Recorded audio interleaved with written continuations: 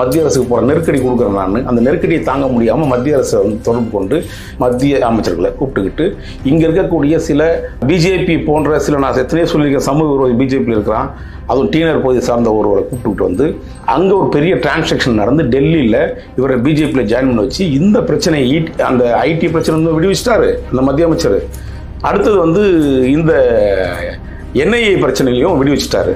அப்போது என்ஐ என்பவர் நேர்மையான அமைப்பாக இல்லை அப்படின்றது இதுக்கு உங்களுக்கு தகவலை சொல்லணுன்றது தான்.